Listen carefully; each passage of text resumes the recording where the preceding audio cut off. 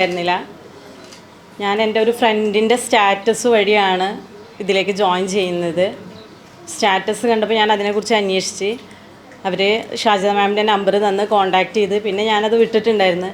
പിന്നെ ഒരു customer dealing എന്ന് പറയുന്ന പോലെ ഷാജിദ മാമാണത് ജോയിൻ ചെയ്യുന്നില്ലേ എന്ന് ഇടയ്ക്കിടയ്ക്ക് എനിക്കിങ്ങനെ മെസ്സേജ് അയക്കും. അപ്പോൾ ചെയ്താൽ വേണ്ടില്ലാന്ന് എനിക്കും തോന്നി. അങ്ങനെയാണ് ജോയിൻ ചെയ്തത്. പക്ഷേ കട്ട സപ്പോർട്ടായിരുന്നു മാം.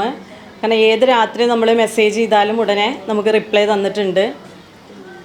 പിന്നെ ഞാനും വർക്ക് ചെയ്യുന്ന ഒരാളാണ്, ഒരു സ്കൂൾ വർക്ക് ചെയ്യുന്ന ഒരാളാണ്.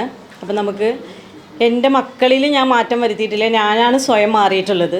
എനിക്ക് മാറാൻ കഴിഞ്ഞെന്നുള്ളത്, എനിക്ക് 2 മക്കളാണ്, ഒരു മോനും ഒരു മോളും. മോനെ +2 കഴിഞ്ഞ്, മോള് 9th. അപ്പോൾ അൽഹംദുലില്ലാഹ് ഞാൻ മാറിയപ്പോൾ തന്നെ എൻ്റെ മക്കൾ സ്വാഭാവികമായും ഓട്ടോമാറ്റിക്കായി മാറി. എനിക്ക് കൂടുതലും പ്രശ്നം ഉണ്ടായിരുന്നത് ടീനേജായ മോൻ്റെ വിഷയത്തിലായിരുന്നു. അപ്പോൾ അവൻ എൻ്റെ അടുത്ത് ഇങ്ങനെ ചോദിച്ചപ്പോൾ ഞാൻ നിനക്ക് വേണ്ടിയിട്ടാണ് ഞാൻ ഈ കോഴ്സ് ചെയ്യുന്നത് എന്നാണ് പറഞ്ഞത്. അപ്പം ഞാൻ മാറിയപ്പോൾ ഓട്ടോമാറ്റിക്കലി അവനിലും ഞാൻ മാറ്റം കണ്ടു എന്നുള്ളതാണ്. പിന്നെ ക്ലാസ്സൊക്കെ നല്ല അടിപൊളി ക്ലാസ് തന്നെയായിരുന്നു.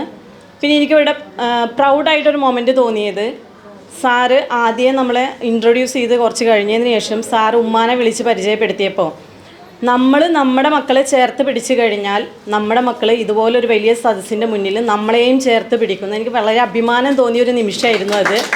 എനിക്ക് ശരിക്കും സന്തോഷം തോന്നി. ആ ഉമ്മ എത്രത്തോളം അഭിമാനിക്കുന്നുണ്ടായിരിക്കും മകൻ്റെ വളർച്ചയിൽ എന്നുള്ളത്. അപ്പോൾ അവർ ചോദിച്ചു, ഉമ്മ ഹാപ്പി അല്ലേ മകനിലൂടെ എന്നുള്ളത്.